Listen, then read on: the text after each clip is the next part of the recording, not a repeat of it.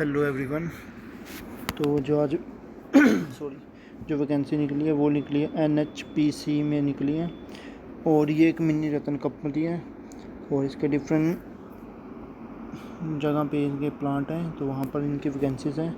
तो हम देखते हैं। सबसे पहले जो वैकेंसी है वो जूनियर इंजीनियर सिविल के लिए है, और इसके लिए जो क्वालिफ़िकेशन है आपकी वो क्या चाहिए, डिप्लोमा चाहिए 3 ईयर का full time diploma with 60% marks. SC और ST के लिए 50% मार्क्स वाला कैंडिडेट भी एलिजिबल रहेंगे। अगर किसी ने BTech कर रखी है या BE कर रखी है और उसके पास एसेंशियल क्वालिफ़िकेशन मीन्स अगर डिप्लोमा नहीं कर रखा तो वो एलिजिबल नहीं है। इसमें पोस्टें कितनी हैं, 149 पोस्टें हैं इसके अंदर टोटल, और इनके आगे इनकी डिस्ट्रीब्यूशन दे रखी है। SC के लिए भी हैं, SC के लिए 21, ST के लिए, OBC के लिए और EWS के लिए 14 पोस्टें हैं। सेम है। सेकंड नंबर पे जो हमारी पोस्ट है वह जूनियर इंजीनियर इलेक्ट्रिकल की है। उसके लिए भी 3 साल का डिप्लोमा मांग रखा है और रेगुलर डिप्लोमा होना चाहिए, और 60% से अबव आपके 60% या उससे अबव आपके मार्क्स होने चाहिए। SC ST के लिए और पर्सन विद डिसेबिलिटी के लिए 50% मार्क्स वाला भी एलिजिबल है। और हायर क्वालिफ़िकेशन जैसे कि आपकी BE BTech अगर आपने कर रखी है और डिप्लोमा नहीं किया तो आप एलिजिबल नहीं हो इस पोस्ट को अप्लाई करने के लिए। इसमें भी टोटल पोस्टें 74 हैं, और यहाँ पर पोस्टों का डिस्ट्रीब्यूशन देख सकते हो आप। उसके बाद है जूनियर इंजीनियर मैकेनिकल, और इसमें भी 3 साल का डिप्लोमा चाहिए 60% मार्क्स से ऐसे अबव हो, और SC ST और पर्सन विद डिसेबिलिटी के लिए 50% मार्क्स वाले कैंडिडेट भी एलिजिबल हैं। अगर किसी ने BTech कर रखी है और डिप्लोमा नहीं किया मैकेनिकल में तो वो एलिजिबल नहीं है। फुल टाइम डिप्लोमा नहीं कर रखा तो वो एलिजिबल नहीं है इस पोस्ट को फिर अप्लाई करने के लिए। इसमें भी अच्छी पोस्टें हैं, 63 पोस्टें हैं, और आगे इनका डिस्ट्रीब्यूशन कर रखा है। उसके बाद है जूनियर इंजीनियर E&C S1, और जो बेसिक सैलरी रहेगी 29,600 ये आपकी बेसिक रहेगी। इसके ऊपर TADA लगा के आपकी सैलरी बनती है।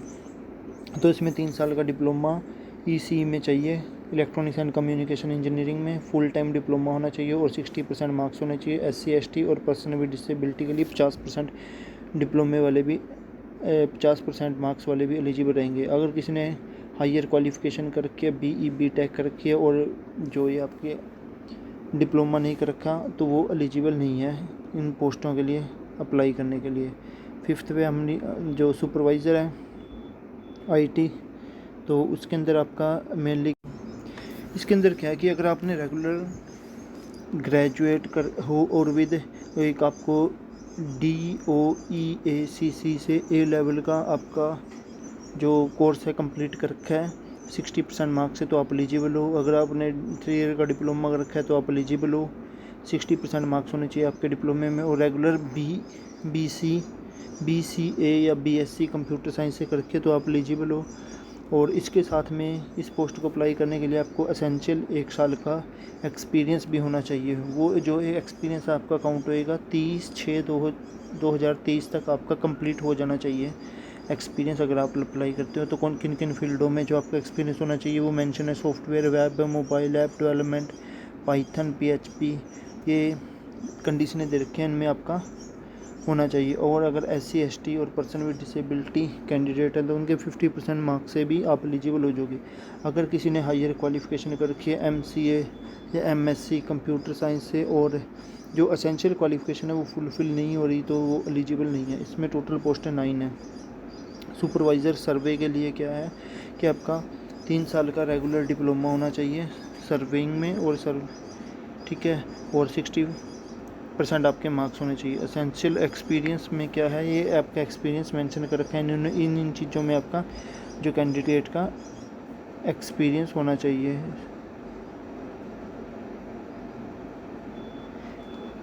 किस चीज़ का, वो आपका 1 ईयर का पोस्ट क्वालिफ़िकेशन एक्सपीरियंस होना चाहिए। अगर आप SC ST कैंडिडेट है तो आपको 50% पे भी आप एलिजिबल हो फॉर्म को फिल करना है। अगर आप किसी ने हायर क्वालिफ़िकेशन गेन कर रखी है जैसे BE BTech और डिप्लोमा नहीं कर रखा फुल टाइम तो वो एलिजिबल नहीं है। इसमें टोटल पोस्टें 19 हैं।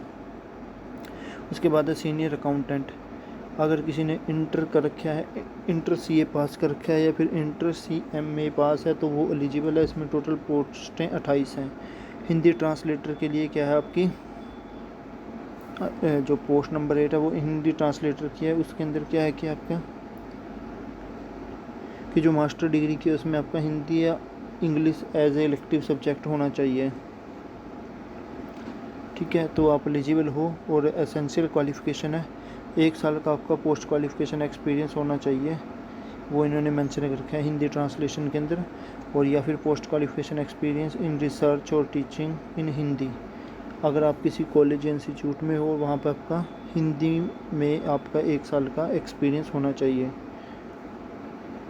डिग्री या diploma in translation from English to Hindi and उसके अपोजिट इंग्लिश टू हिंदी या हिंदी इंग्लिश हो तो आप एलिजिबल हो। इसमें टोटल पोस्टें 24 हैं, ठीक है। उसके बाद आपका ड्राफ्ट्समैन सिविल, ड्राफ्ट्समैन के लिए क्या है ITI 10th होनी चाहिए। और ITI में ड्राफ्ट्समैन के अंदर सिविल ट्रेड के अंदर उसने ITI की होनी चाहिए। NCVT सर्टिफिकेट होना चाहिए। इसमें टोटल पोस्टें 14 हैं और आगे इनका डिस्ट्रीब्यूशन है। ड्राफ्ट्समैन में इलेक्ट्रिकल/मैकेनिकल में ये क्या है आपका 10th पास होना चाहिए। और ITI ड्राफ्ट्समैन मैकेनिकल या फिर इलेक्ट्रिकल ट्रेड से फ्रॉम NCVT में की होनी चाहिए आपकी, ठीक है। और ये आगे कौन कौन एलिजिबल हैं इसके लिए पर्सन विद डिसेबिलिटी में मेंशन कर रखा है इन्होंने। इसकी शॉर्ट फॉर्म नीचे एब्रीविएशन है वो नीचे देख सकते हैं हम, ये इन्होंने बता रखे हैं कि कौन कौन से होगा। इसमें आपको बेसिक जो क्या मिलेगा, DA मिलेगा, HRA मिलेगा, कैफेटेरिया अलाउंसेस, परफॉर्मेंस रिलेटेड पे होएगी, मेडिकल अलाउंसेस, काफ़ी बेनिफिट्स मिलेंगे। और जो आपके स्टार्टिंग है वो कहाँ होएगी प्लेसमेंट, वो कहीं भी ज्वाइन करा सकते हैं जहाँ पर भी NHPC के प्रोजेक्ट चल रहे हैं जो।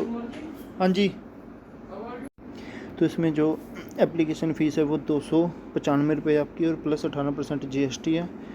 किसके लिए, जो जर्नल OBC और EWS कैटेगरी के कैंडिडेट है। SC ST और person with disability ex service man उनको फ़ी पे करने की ज़रूरत नहीं है।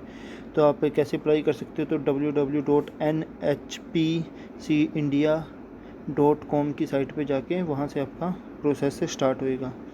और जो आपका सिलेक्शन प्रोसेस है उसके अंदर क्या है आपका कि आपको मिनिमम क्वालिफाई करना होगा नहीं CBT के अंदर। और अगर आप जनरल OBC और EWS में तो 40% मार्क्स है। और SC ST और फिर PWD कैंडिडेट के लिए 35% मार्क्स होने चाहिए जो आपका ऑनलाइन टेस्ट होएगा, ठीक है। और सेकंड पे क्या है आपका टेस्ट सेंटर आपके कहाँ कहाँ होंगे, लगभग इस ऑल ओवर इंडिया को कवर कर रहे हैं। अहमदाबाद, बेंगलुरु, भोपाल, भुवनेश्वर, चंडीगढ़, चेन्नई, देहरादून, दिल्ली, लगभग है ही हैं सेंटर। तो जो आपका कंप्यूटर बेस्ड टेस्ट होएगा वो इंग्लिश और हिंदी में होएगा, 180 मिनट का होएगा, 3 घंटे, 200 मार्क्स के आपका टोटल पेपर होएगा। जो civil, electrical, mechanical, EC supervisor, survey, senior accountant इनके जो है 200 क्वेश्चन आएंगे। पार्ट 1 में 140 क्वेश्चन आएंगे जो आपके सब्जेक्ट से आएंगे। पार्ट 2 में 30 क्वेश्चन आएंगे जो जनरल अवेयरनेस से आएंगे। और पार्ट 3 में जो 30 क्वेश्चन आएंगे वो रीजनिंग से आएंगे। हिंदी ट्रांसलेटर के 110 क्वेश्चन आएंगे। पार्ट 1 में 40 क्वेश्चन आएंगे और 10 डिस्क्रिप्टिव टाइप क्वेश्चन भी आएंगे उनके पास। पार्ट 2 में 30 MCQ होंगे जनरल अवेयरनेस के। और पार्ट 3 में 30 MCQ होंगे रीजनिंग के। मार्किंग कैसी रहेगी आपकी, इसमें मार्किंग आपकी हर एक करेक्ट आंसर के लिए आपको 1 नंबर मिलेगा। और अगर आप गलत करते तो 0.25 आपके मार्क्स कट जाएंगे, ठीक है। तो रिलैक्सेशन का इन्होंने बता रखा है। और जो SC ST के लिए अपर एज जो लिमिट है उसमें 5 साल की छूट है। OBC के लिए 3 साल की छूट है। और पर्सन विद डिसेबल है उसके लिए 10 साल की रिलैक्सेशन अगर जनरल कैटेगरी से। अगर पर्सन विद डिसेबल है और OBC है तो उसके 13 साल की छूट है। और पर्सन विद डिसेबल है और SC कैटेगरी से है तो उसके 15 साल की छूट है, उसको रिलैक्सेशन है, ठीक है। तो यही है।